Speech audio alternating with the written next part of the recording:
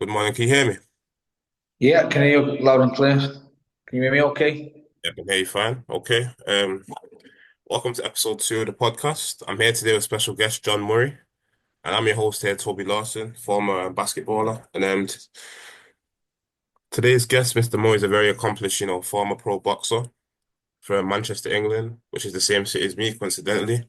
He's won nationals at the age of 16 and turned pro around the age of 17, 18, with a record of 36 and 3 in the pros, with 20 knockouts, and has generated almost 8 million in revenue across his career. He's also held the English lightweight title from 2007 to 2008, and the British lightweight title twice between 2008 to 2010, and competed for the Euro lightweight title from 2010 to 2011, and also challenged for the vacant WA title in 2011. And John is also the brother of former Olympian Joe Murray. And since retiring, he opened a boxing gym, which sadly got closed down. So, first question for you: what drew you into boxing? How did you get started? Um, Probably the Rocky films is probably a big influence on me. And we was growing up, Rocky was big, and we come from a big family. So I had two brothers very similar in age to me, and we had lots of cousins and that. So we just started off by watching Rocky, and then going out. We get some boxing gloves, but like back then you could get like cheap pairs of boxing gloves from Yeah. post office and that. So we had a couple of pairs of boxing gloves, and we just all loosening up fucking on each other watching Rocky. But that's sort of like my first interest in boxing. Do you think you embody a Then, bit of his style in terms of your grit, your tenacity, and whatnot, and your just persistence in the ring? what do you think? What sorry? Do you think Do you you, think that in terms of Rocky's resilience, do you think you embody a bit of that as well? definitely, definitely like. I think like my resilience and my toughness comes from being a young lad. And we moved out quite a lot of times as youngsters. We lived in an area, say for like 2 years, then we moved to a completely different area. We all lived in Manchester. We all lived on the east side of Manchester, like Ardwick, Longside, Leamington, Westcott, and Openshaw, Abbey, and some of them were quite tough areas to live in. And I was the oldest brother, so a lot of times like we'd be the victims of bullying. So um, we'd have to take a lot growing up, and I think like one of the biggest influences in why my successes come because you get to a point where you just have enough, and I thought no one's ever going to bully us ever again, and I've been the eldest brother, and I have to fight kids. Sometimes I fight kids out of 7, 9 years old. I fight kids 14, 15 years old. There's a big difference, and it just makes you very, very tough. And Yeah. if I snap, very rarely snap, but if I snap, I've got something inside of me where I just don't stop. You can't beat someone I don't quit. And you watch my fights, and you especially like the fights. I always say to people, like, you want to judge someone, judge them off the fights they lose. And especially with me, like when you win and it's all good, but watch me when I lose and watch you never see 1 ounce of quit in me. And I mean, sometimes I go into them fights and I had a bad camp or I'm not in shape and stuff like that. But even though I wasn't even the best of Nick and stuff like that, I still get in there and I still set my beating like a man. And you never ever want to see me quitting fights. Yeah, definitely. So I know your gym got closed down in Reddish. Is that something you try and instill in your upcoming the boxers when you had it? That toughness. Definitely, like I'd say a lot of my talent was self-taught. I wouldn't say it was coaches that taught me how to fight because I would watch great fighters from the past. My favorite was Julio Chavez. I'd watch a lot of his fights, and then I'd go to the gym and I'd just practice what I've seen. And my advice for any young fighter coming through would be to watch a fight, watch a fight you like, and start mimicking his style because I think it's the best way to learn. I mean, Yeah. I wouldn't say any particular trainer really taught me any basic boxing skills. I mean, they do a little hold the pads for you, you punch the pads and that, but they never really sat down and talked to you about the technique or anything like that. That all comes with just practice makes perfect. And I think maybe the training might be a bit better than it was when I was young stuff because what I know when I was training my lads, we'd be going into depths about the mechanical movements to make the shots better for them, a bit more power stepping into it and stuff like that. I never learned any of this, so maybe the fighters are better, so then the coaches become better, and everything moves forward. It's a progression. Yeah. Just touching on what you said before, could you give us like a brief summary of your life story? My life story. Yeah. How long have you got? How long have you got? Um, whatever, man. I don't know. So well, I've got an interesting life. I've had a very interesting life. Like I said, we started off young. We moved out a lot as youngsters, living on rough estates. I had to fight a lot. I remember being a young kid, and I could count how many fights they had, and I won them all. By the way, I never lost. Uh, so I had a tough upbringing. I started high school when I was 13, and originally I started off in the cross country team. Um, Check that back one step. I went to Varner Street Primary School, right? And first sports team I played on, I was we won the Manchester League that season. So that's the first year I played football. But I struggled with stuff like that because I wasn't a very confident kid. So if anyone was there watching or anything, I was a nervous wreck, which is mad because I fight now. So Yeah. I think boxing is a lot of confidence into me. Because at the end of the day, if you're going out there and fighting someone, what's scary after that? There's nothing really scary after that, is there? So, but I started off at high school and I did my cross country running, and we did Tuesday, Thursday, and we had a race on a Saturday. And I think that's one of the reasons why I'm so strong. We do like 2 miles on Tuesday, 2 miles on Thursday, and we run a race for 2 miles on Saturday. But I just think as an 11-year-old kid, it just installs strength into you and stuff like that. I think I picked up boxing. We did boxing earlier on. We tried when we was like 7, 8, 9. And we always did it at home, messing about. But I started boxing properly when I was 14. What, Jim? So I went down to Shannon's gym over in Openshaw with Bob Shannon, and I was trained off a man called John Phelan. He's an ex-pro boxer, and me and John had a good year together. I had my first couple of pro amateur fights with him. I won my first fight in the second round by KO, but on my second amateur fight, I got stopped in the second round off a lad called John Talon. He's from Liverpool, but he lives in Australia now. We still stay in touch all these years after, but. One of the main reasons for me being as successful as I was, one reason was not having to deal with bullies and that as a youngster, but the second reason was that second defeat. It installed a psychopathic willingness to win because I remember a week or so after that fight, I went and seen my dad. He was in a pub somewhere with his mates, and I told him I'd been boxing. I told him I just had a fight, and I remember telling him I got knocked out the night before, and him and his mates were laughing at me, and I thought I'm never going to let you cunts off at me again. So then it made me a bit. If someone did 10 press ups, I'd have to do 11. If someone run an 8 minute mile, I'd have to beat him. You know what I mean? And it installed a bit of I had it in my head that the harder you train, you can if you're fitter and stronger than everyone, you can't get beaten. That's probably the reason why I boxed the way that I boxed as well, because I used to drag people into deep water, drown them and drown them in, and drown them and just make them quit. That was my style. So I want to drag you into deep water and say, I'm willing to take the shots. Are you willing to take the shots? And a lot of my success come through dragging people into deep waters. So when you watch boxing today, who do you think embodies your style the most? What's that? Sorry, do what? When you watch boxing, the boxers of today, the fighters of today, who do you think embodies your style the most in terms of that resilience and grit, dragging people to deep waters? I don't know, there's a few fighters that are good, but I think the style of boxing has changed. I think it's a lot more technical. I Yeah. think fighters are concentrating a lot more on defense.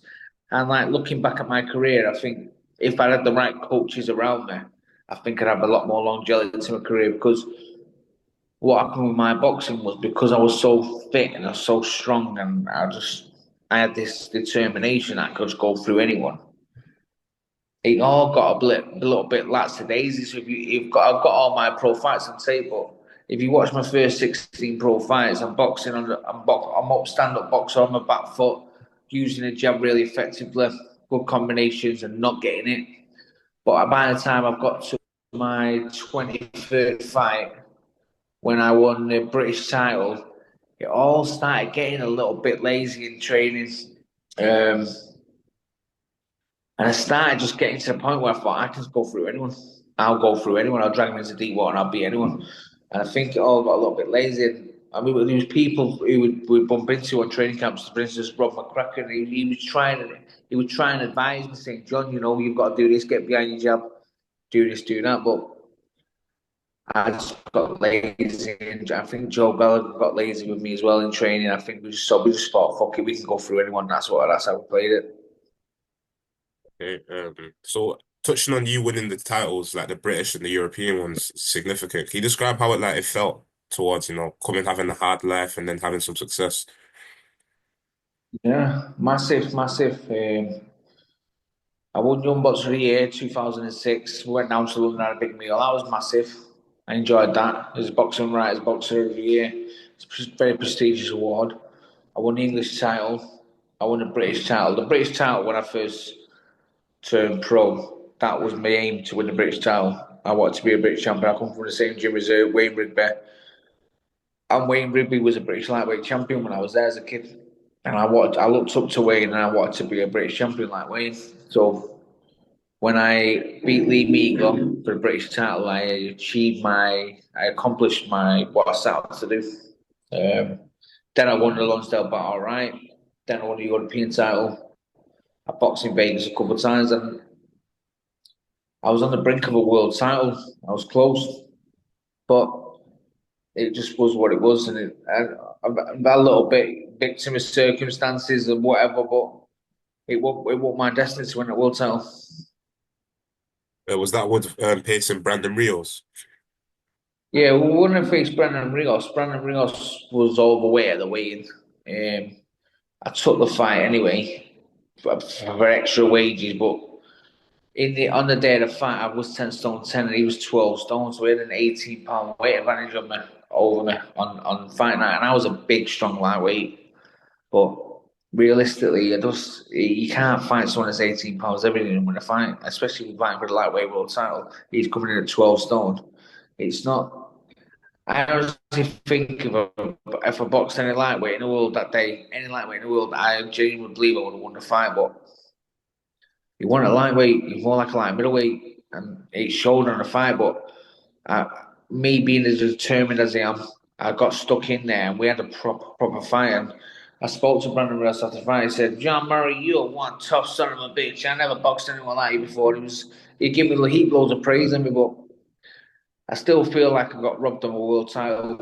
Um, I think if I boxed any lightweight in the world that day, I would have beat him, and I felt like I'd been cheated out of my world title by fighting someone that was that much bigger. And it wasn't the next fight after that. He knocked out the world champion Danny Alvarez, but the fight after that, he boxed Manny Pacquiao.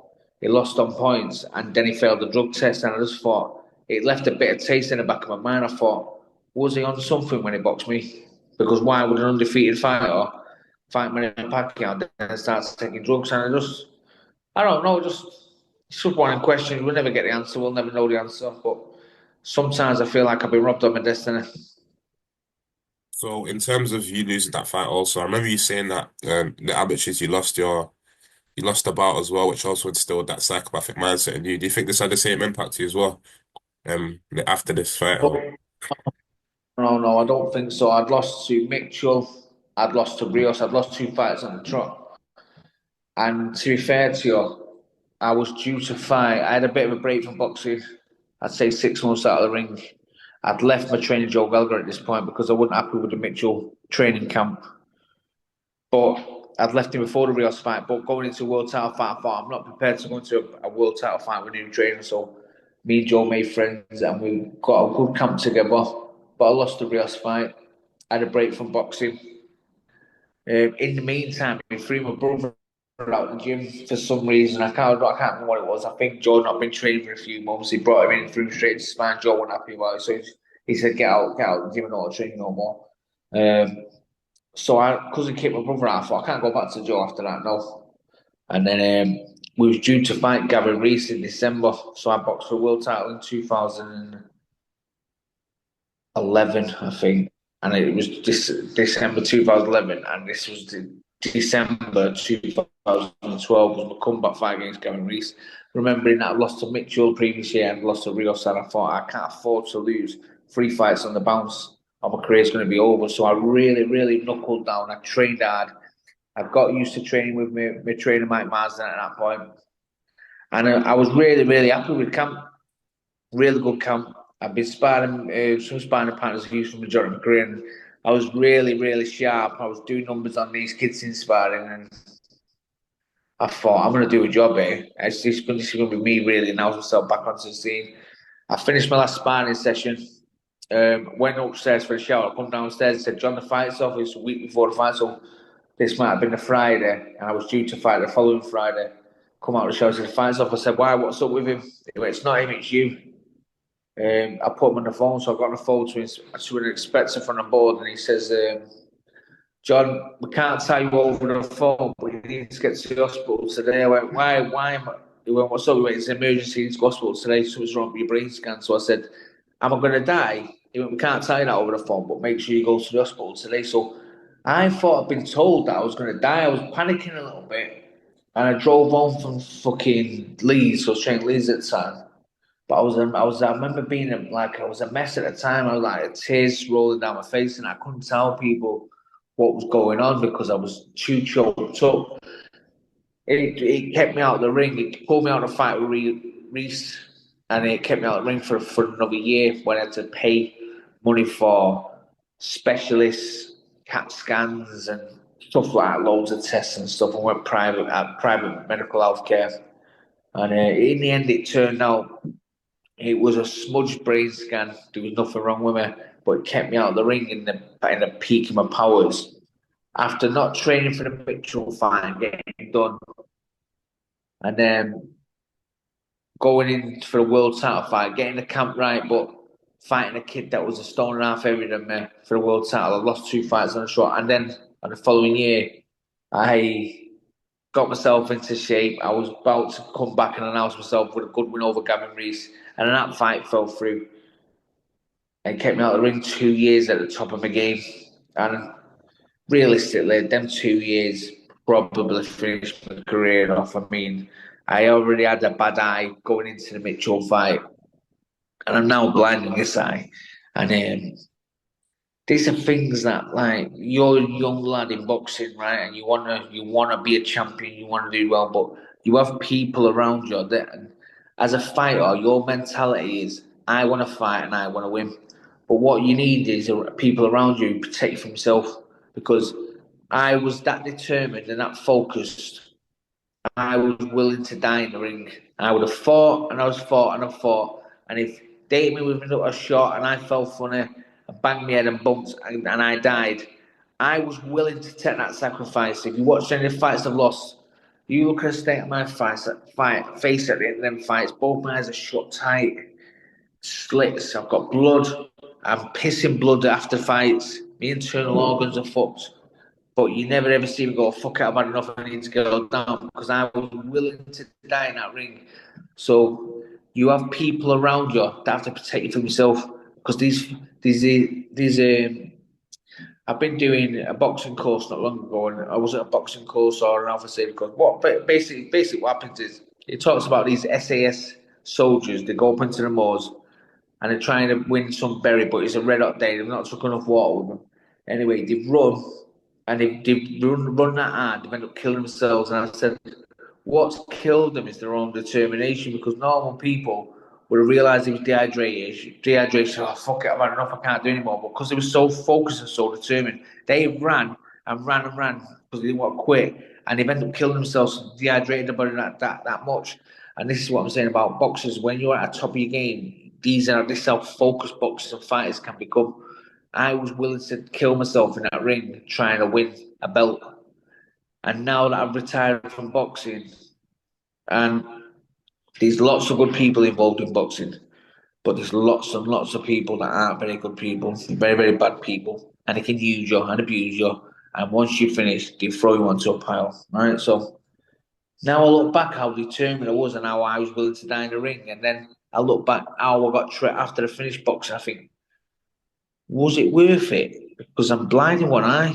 And like, if you get a prize, say, right, what I'm going to do is I'm going to take one of my balls out your head. How much money do you want for an eye? I don't think 30 grand's enough for an eye. What do you think? It's not, is it? I If completely someone said, agree. you know, I'm going to have only, I want 30 grand, it's not enough money for an eye. And then, like, because I'm quite I'm a clever kid, right? I'm doing my research, but at that point, I was just focused on belts and winning titles. I wasn't asked about the business side of it. So my advice for kids now is, you've got to treat it like a business from day dot, and never mind. Oh, this kid's going to look after this kid's going to look after. He's not like all the other trainers because they all slag each other off because they're all pretty much rats involved in boxing. These young kids, but you've got to treat it like a business from day dot. You've got to look after yourself. You've got to look after your own interests, and you've got to get as much money as you can for as easy a fight as you can. And none of this doing each other's favors. I took fights in America. Like I boxed in front of 14,000 people in Florida at 5 days' notice or 10 days' notice, and I did it for 3 grand. Do you know what I mean? I'm like, it's just stupid, man. It's stupid. Now I'm older and wise. I've had to go out into the real world now, and I work and stuff like that. I think about the monies I used to take, and like on Google, if you Google my career earnings, it's got my career earnings are down at £7.5 million. Right? My actual career earnings were closer to 300 grand over the course of a 10-year, 12-year career. So, and I got to a very, very high level, and I think one, I was making the same sort of money what a fucking plumber or something could make. So why not just go to college and get a job like that? It's easy ways to make money. And two, if you've got my career earnings estimated at 7.5 million, how massively underpaid was I getting? Underpaid. Do you understand? Because they take into consideration the promoter taking their money, the manager taking their money, the trainer taking their money. They estimated that after all the monies have come out, that the amount of money the TV must have been paying, the amount of money the tickets must have sold. They've got my career estimate earnings at 7.5 million. So how massively underpaid was I in boxing to only come out with three to 500 grand over the course of 10, 12-year career? Do you understand? Yeah. And you're just trying to instill that into young fighters to avoid, I taking just big fights. now need to be very, very aware and very, very cautious of what the game's about, what you're being used for. If you're in it for a buzz, and I've got nothing wrong with fighters think, fuck it, I want to have a few pro fights. I've got a job, I'm safe and sound, I'm buzzing, I'll do what I'm doing. Or if you're a career professional, you need to be treated like a career from day dot. You need to look after your own interests. You have to make sure you're making the money you're going to make. Yeah, definitely. Touching on Gallagher and what your fight with Crawler, could you touch on what happened in the fight? Yeah.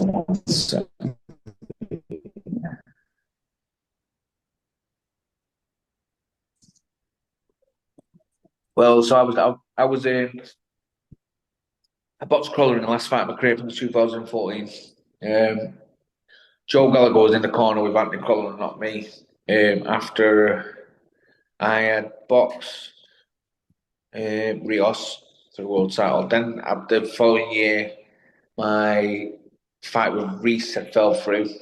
It took me 2 years then to get a license back. I continued training with Mike Marsden. I had one comeback fight. I think I knocked the kid out in 3 rounds, and then I had another comeback fight. I think it was John Simpson. It was a really good win, and I knocked him out in two rounds, I think. But in the course of a 2 year career, I'd had 5 rounds boxing, and I was due to fight. I pushed for the qualifier, but I needed a bit more. I needed a bit more ring fitness. I mean, I've jumped into the fight because I sparred with Quilla for years and years, and judging by how I was before my 2 year absence from boxing, I thought this is an easy fight for me. I can go through Quilla. Obviously, in the meantime, Quilla's been fighting. He's been busy. He's had some good wins. He's had some tough, hard fights, and he'd come up a level. He got better, and I'd obviously been out of the ring for 2 years, so I got down a level. I jumped into the Quilla fight because I was so hungry and so eager to make up for lost time. Uh, I rushed it, I think, and then when I was fighting Crawler was up and coming, and I was right at the end of my career. So Joe Gallagher's in the corner with Crawler. I'm in the corner with Mike Marsden, but it was just one of them things. I went out there and I had to go. It was a good fight, but the fitness wasn't there. I couldn't keep it up for 12 rounds, and I lost the fight. But in the process of taking and rushing a fight too soon, I also lost an eye. So it's just one of them things, and that's just what way boxing was. I think as good as I was, I just sometimes that's what I'm saying. Sometimes you need protecting for yourself. I'm rushing to things and I want to fight him, and you've got to have that bravado when you're a top class fighter. But sometimes you need protection for yourself. Say, well, I'm going to slow down, pull rating in a little bit. Let's just slow it down. Let's go. Let's get it right first. Let's get you a couple of comeback fights, move forward. But sometimes I was rushing to things, and I think that was my downfall. From my research, you're now a coach. Is that something you also try and keep your fighters aware Yeah, of? you've got to look after your fighters because fighters need protecting for themselves. They've got that mentality where they'll run till they die, like the SAS soldiers who I talked about before. They'll run till they die because they're determined to win. They've got a different mindset, different mentality from everyone else. These kids. They want it so bad. They're willing to die. Right. So you've got to be as you're older and wiser than these kids. You've got to protect them from themselves. They want to fight. They want to come in the gym. I want to spar today and stuff like that. You've not been in the gym for 3 months. You're not fit. You want to spar. You got to show me you're willing to work. Get yourself in shape. Get yourself back. We'll start getting involved in sparring. Got to dangle a carrot for them. Make them do the work. Make sure they're right. I mean, there's no doubt about it in my mind. The reason why I've suffered the damage I've suffered is down to my fitness not being right and going into fights. Because when your fitness isn't right and you go into a fight, you don't just take a shot like you normally take a shot. You're a little bit sluggish. You're taking the shot doubly impact. You're lazy. You're taking it harder. If you're trying to block, bang, you're riding a sting out of the shot. But if you're taking it in your time, bang, you're not. Your reflexes aren't as good. You're getting it a little bit harder.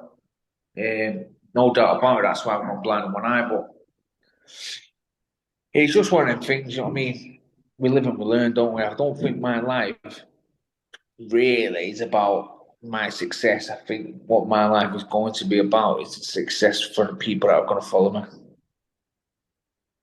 I think that's inspirational. What is your training regime? You know, you touched on fitness not being there in some fights. What was your training regime like your fight camp going into fights? Because I know they said We you. had I know that's we had a what? sorry. Sorry, go on. Sorry. Yeah, we had a really strict training regime. Like I'd run every day.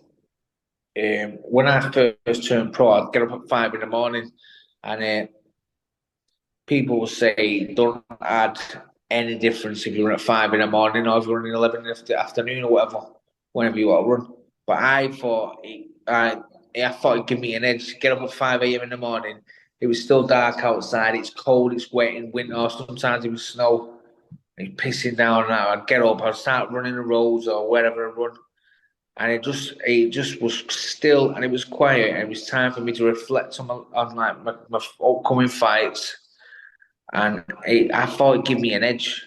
I felt like I'm up, and my opponent's still in bed. How So far I would you run? thought I'd do between 5 and 7 miles every morning. Um, just a steady run. I mean, I was super duper duper fit. So sometimes I could run 7 miles and get back home, get in bed. It wasn't really about the fitness because I was fit and I could. When I was fit, I could do 8 minute miles without trying. When I was super duper fit, I could do 7 minute, 6.5 minute miles. I just blast it out pretty fast pace. But I just go for a steady plod, and I didn't really think I got anything off it. Mostly, it was about just getting my weight down, having a sweat. But just like 8 minute miles, still half decent pace. But I wouldn't be out of breath or anything. I didn't got much out of it, but yeah, more what I got out of it than anything was the mentalness of having to get up at 5 a.m. going for a run and thinking I don't want to get out of bed in my nice warm bed. It made me mentally tough. I didn't think it was nothing to do with fitness or nothing like that. I was mentally having to get up and get out of bed in a freezing cold day. It just made me mentally tough, and that's probably one of the reasons why I was so hard as well. So what else would the day look like in training camp? So I'd get up, me, I'd go for the run, I'd come home, I'd eat, I'd go back to sleep, I'd get up. I think we train at 12 o'clock. Go to the gym for 12. We train from 12 till 3. Proper grueling sessions. We pushed hard every day. I mean, every day was a tough day. We never really had any easy days. But it was all about fitness, getting strong, getting fit. We did very, very, very little, well, if any, technique. I don't think we did any technique, to be fair, ever. Because technique was all self-taught. Do you know what I mean? Yeah. Or you learn your technique during sparring, and coaches like Joe Gallagher, for instance, he wasn't really a technical coach. He was a fitness coach. You had to do your own technique. You had to work it out yourself. So like everyone that trained with him, he was good. They're already good. They they're just very very fit. He's in very very good condition. Get you top nick. But we wouldn't never really work on no technique. We just concentrate on fitness, which is Okay. good. Joe was good for that. I'm never knocking for that. I was when I was fit, I couldn't get beat because I was too fit for everyone, too strong for it. I'd drag them into deep and win. That was my style. But we never really did much technique. What kind of stuff would you, what kind of drills? We do bar bag, circuit training, sprint sessions Tuesday, Thursday, um, short marina, snow, famous food champs camp. We do all sorts of things really to get ourselves super duper fit, super duper strong. I mean, it's like another thing, like, we never stretched through boxing. We do that much, we finish the session and we never stretched, but like now I'm older, my body's pretty broke up, like, my legs are stiff and my hands are stiff, so if I go for a run now, I end up with like a little pull in my legs. It's not that I pull my muscle, it's something to do nerve damage because I'm not tight. I've not stretched it out. So I'm gonna start I'm starting yoga on Sunday with the missus, just to try to stretch myself out and loosen everything back up. Because we need to, because we're not running. So what did the rest of the day look like? You'd run in the morning, come home, sleep, then So, fresh. we do usually it was Monday, Wednesday, Friday, we do a long run. Monday, Wednesday, Friday, we do a gym session, boxing. Tuesday, Thursday, we do sprints. Tuesday, Thursday night, we do circuits, weights. Um, Monday, Wednesday, Friday, night time, we do a short 15-minute heavyweight workout. There's 3 different areas to do it. I won't pretend to remember what they are, but it's like bodybuilders will know. Back and shoulders or something like that, legs one day, and then another day, your chest and your biceps or whatever. Um, And then on a Sunday, we have Saturday off completely. And then on a Sunday, we do a long run or we do another sprint session, depending on where we're up to in camp. Diet's very, very important in boxing. It took me 10 years to work out how to eat right. But earlier in my career, I don't know how I did it, but sometimes I just eat once a day and I have a big fuck off meal, just eat once a day. But Kenny Case went through the diet with me. It took me ages to cop on that, but it's not as hard as you think. I think lads get overwhelmed with it all when you start any words like protein, carbohydrates, nutrients, and blah blah blah. You don't really know what food category you're falling, but it's easy enough when you sit down and do it yourself. So that's another thing. When I started training pro fighters, I'd pay for us to go to like a little apartment for a week and we go lead sparring or wherever we go, and I'd make them cook. I'd cook boxers' meals, so I'd go through the diet with them. I'd sit down and cook them. I'd do it for a week with them. So they had no excuses then. When I say get on the scales and check your weight, have you it right and all that. Because I showed them what to take, how to cook it, when to eat it, when to run, when to sleep, when to train. I've been through it because I've lived it myself, so I used to do it with them. And then there's no excuses then. What kind of meals you giving them? Can you give some examples? Yeah, so like, I like steak, but you can have steak is a protein, like your fish is a protein, chicken breast is a protein. So you have your steak, your carbohydrates, which is your pastas, your rice, your potatoes, and then your nutrients, which is like your veg and the salad. And you break it up into into three categories. So you want one fistful worth of protein, which is your steak, your fish, chicken. One fistful of carbohydrates, which is your rice, your pastas, your potatoes, and two fistfuls of nutrients, which is your veg, your salad, and that's a well balanced food. So then we'd have like I'd explain to them that that'd be your main meal at night time, but we'll probably want to have about 6 meals a day, 7 meals a day. Yeah. Before you switched up your diet, what kind of foods were you eating? Like when your diet wasn't as good? Oh man, I could eat and eat and eat. Like the amount of training I was doing. Um, so sometimes like we get because I was overweight. I think Fort Joe's gonna go mad today. So I get up in the morning. I go and do my 7 miles with a sweatsuit on.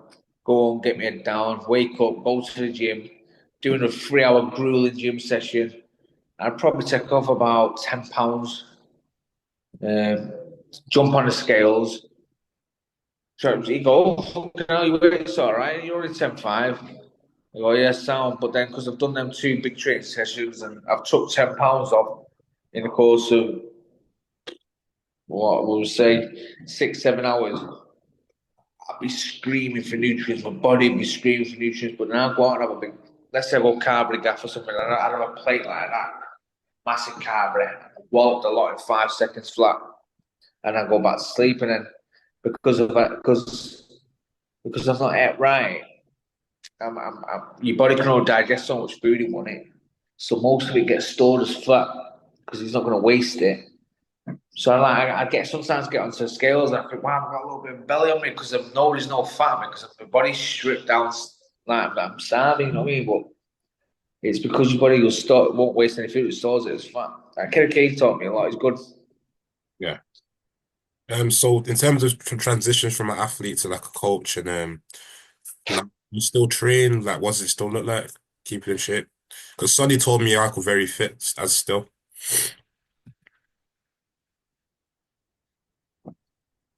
Got my gym 2 years ago. I've not really done much online. I do bits on the pads with people at the weekend. Um, I did my first training session in about 2 years, just last weekend, just gone. Now it wouldn't have made us a sessions, but a little hour on the bags and a bit of pads and that.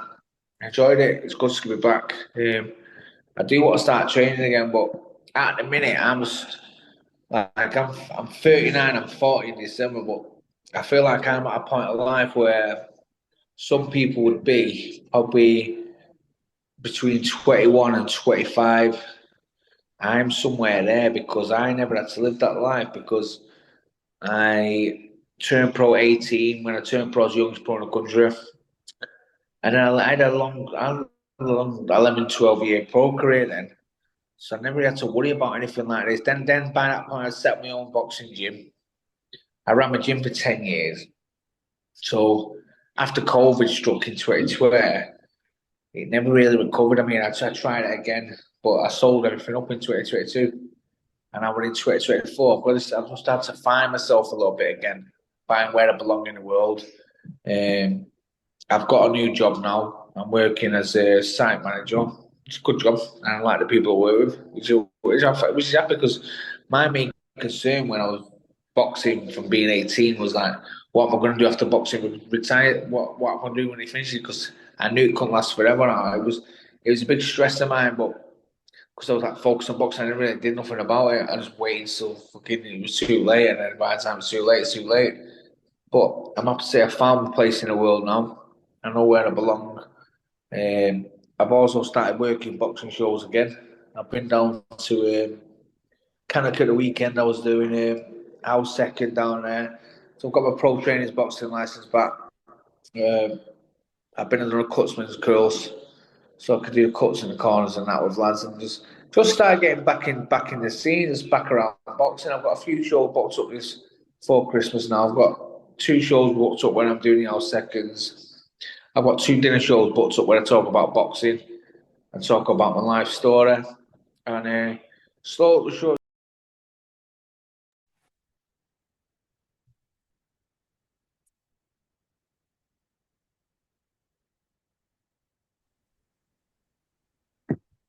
Yeah, sorry about that.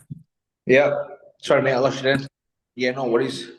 But like I said, mate, I've just started slowly creeping back into the boxing now, and I've got like people who to thank and that people got me back involved. Les Potts is the main one, and yeah, it's just good to be back in the scene, mate. I'm boxing man, I'm a fighting man. I'm boxing since I was a child.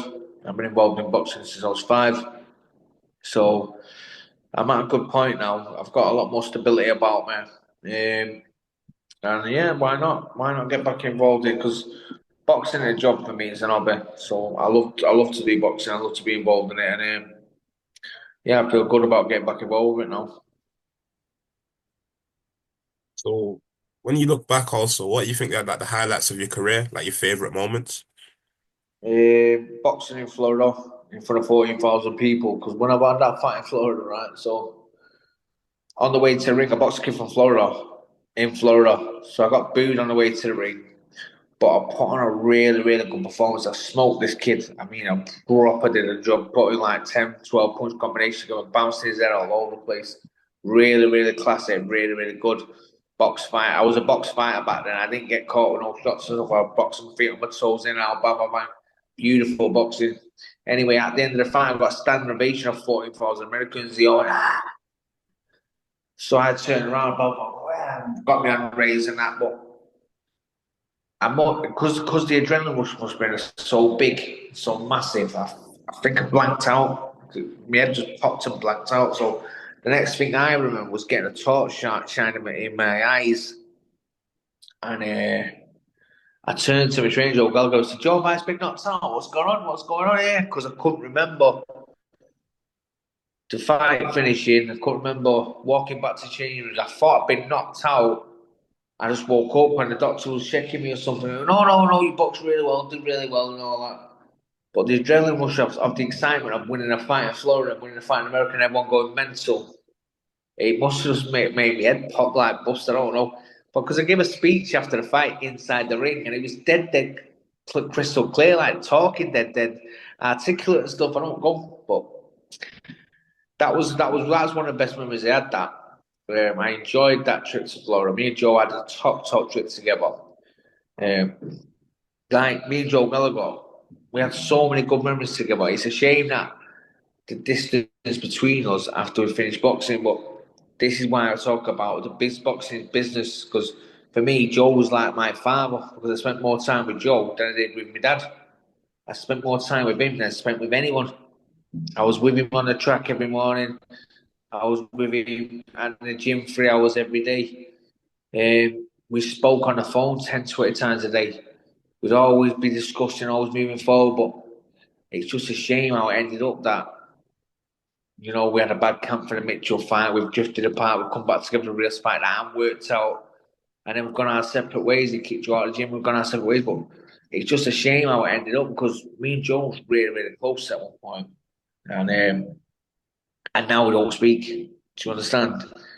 It's just that, but again, this is why I say to fighters, these kids that you're involved with, they'll promise you this and promise you that. You're a young kid, remember? You think you look up to them like father figures, but realistically, yeah, this is just a business. And once your business is over with them, you are over with them as well. So you've got to box clever, man. You've got to look after numero uno because no one looks after you when you're on your ass. And I'm seeing that. And, yeah. So in terms of your like, we spoke briefly, and you said you went through a lot of like physical beating. You're willing to take a punch because they're not and whatnot. So how did you manage the physical toll that boxing takes in your body? During your career, did you have any like specific re recovery routines to stay healthy and after a fight? Man, no. I was bad. I was a bad liver. Do you know what I mean? It's a no. It's not no secret. I'd work my ass off in the gym. I'd train harder, fight harder than anyone. But once my training was done, I'd go right. I've got to make up for this now. So I'd go polar opposite. I'd go party like a rock star, and absolutely blitz myself into the ground. But it was a part of blowing off steam for me that needed to be done because once that was done, I knew I was going back to camp and I had to live like a monk again. So I was going from one extreme to the other extreme. And Ricky Hatton was known for it as well. I think it's that bit fighter's mentality. Michael Gomez was another one.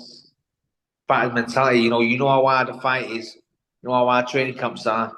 You want to really blow some steam. Remember, you are young as well. You know what I mean? Like I was 18 when I turned pro. All my mates are at university and stuff like that. They're all going out partying and stuff like that. But I'm like, oh, I've got a fight coming up next week, so I can't come out and say, you know what I mean? You're missing loads of top nights.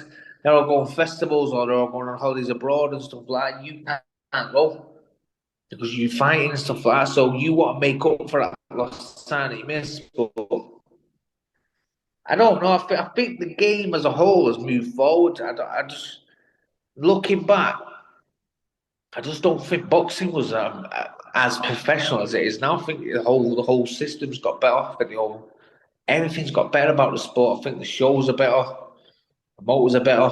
Everything seems to move forward. I think the money's better. I think everything's better. So I think kids can practice or they can organise and plan when they're going out or whatever around the boxing. Now I think everything's better. Yeah. So in terms of the modern game, who do you enjoy watching? Or It's always a really, really tough question for me. That I like. Do you know what? I won't lie to you. I've not really been watching much boxing. My After I finished boxing, after the gym, I've took my finger off the pulse. I've just started getting back into it now. Um, so I don't know. I start watching a bit more boxing. I start seeing how I enjoy it, but as it stands, I haven't got an answer for that question just now. what advice would you give to younger fighters who are just starting their careers and looking to follow in your footsteps? Train hard, eat right, and live the life, man. That's it. You only get one career, and everyone will say to you it's a short career because it is a short career, and it's over quicker than you realise. And I mean, I'm not one of them kids that has or should have this or should have done that. I've got no regrets. Even the losses, I wouldn't change him. I just it part of makes me who I am, and I'm really, really happy where I'm up to in life. I've got a nice setup. I love it. I love my family, my kids, and that. And things are beautiful for me, man. So I won't change anything because everything that happens puts you where you are. And about them bad things, sometimes you'll be on a different path. So, but my advice for anyone would be train hard, live the life, eat right, and go and be successful. Because in the end, the only person who can beat you is yourself. Don't matter how good the other kid is. If you train harder than him, you work harder than him, you will win that fight. Definitely. So touching on that, so how would you like your legacy to be remembered in the sport of boxing? Now you stepped away. Yeah.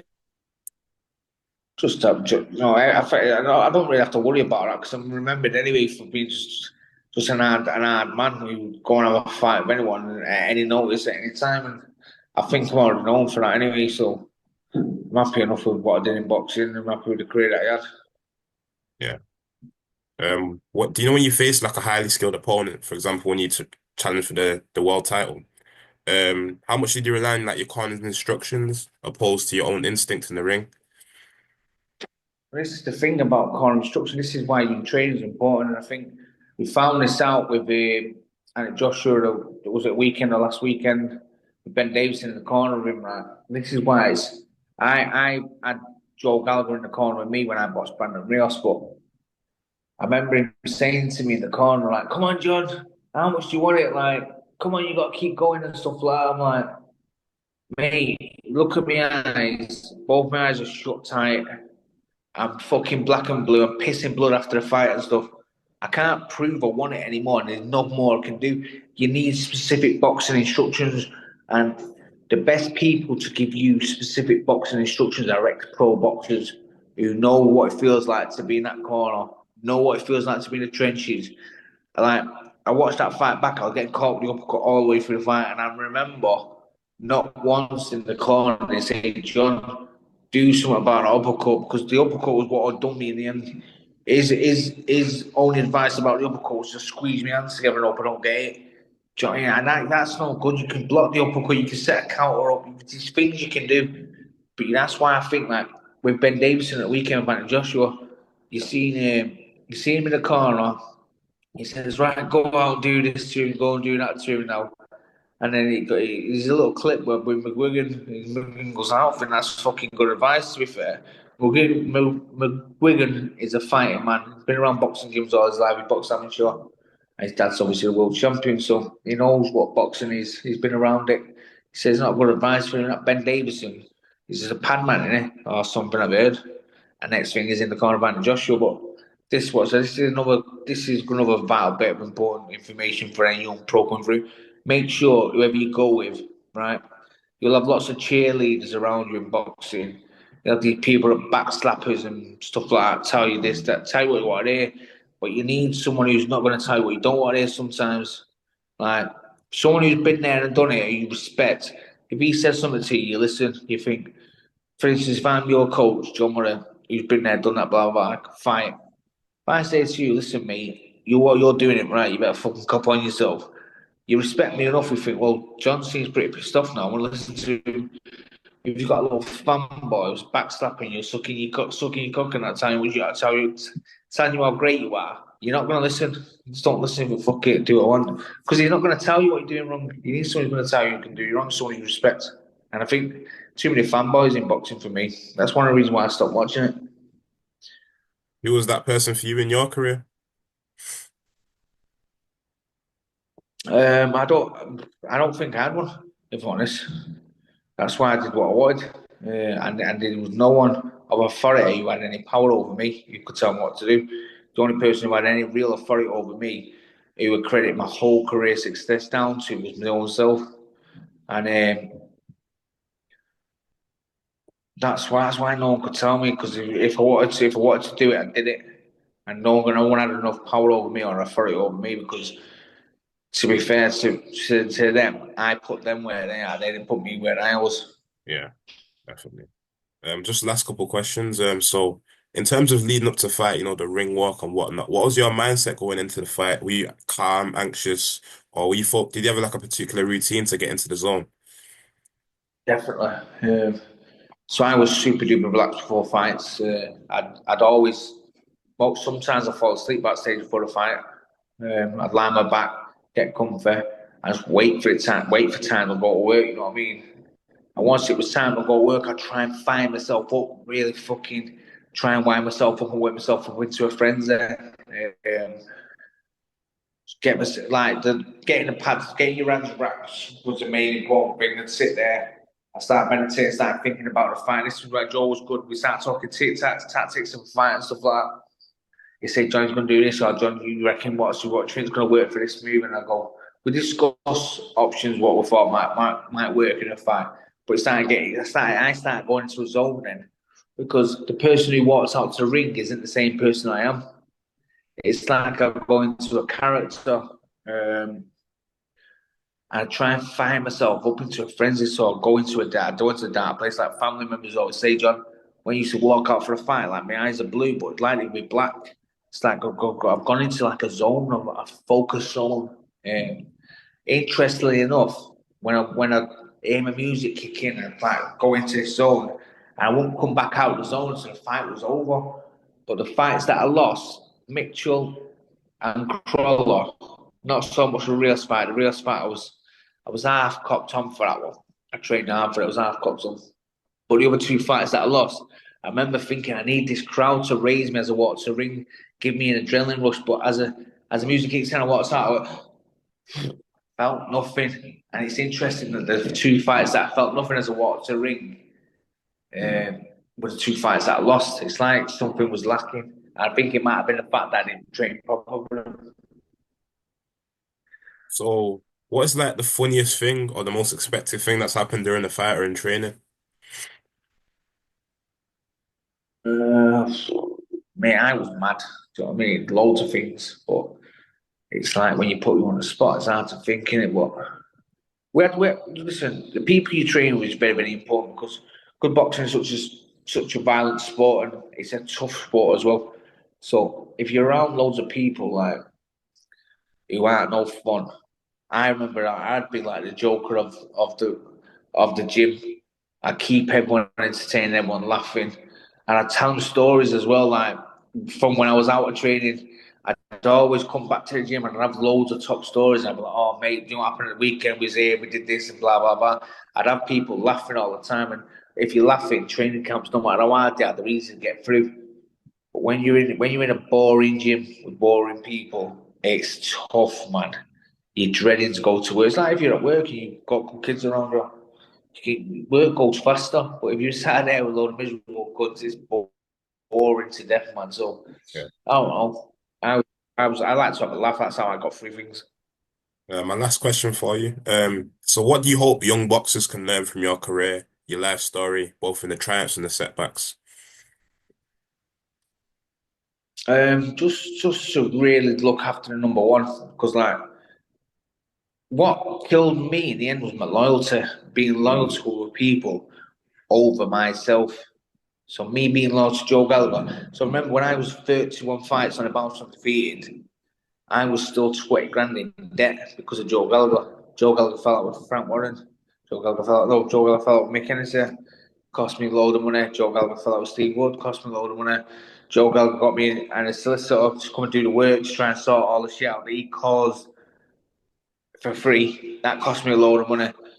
And like, so basically I've got to pay this promoter, this manager, this solicitor, all because I want to be loyal to Joe Gallagher. So Joe Gallagher didn't then start paying 10% of my debt because he's on 10% money. I have to pay all that. So by the time I'm 31 fights on a bounce undefeated, I'm not getting paid nowhere near the money I should be getting paid for the kid that's 31 fights on a bounce undefeated.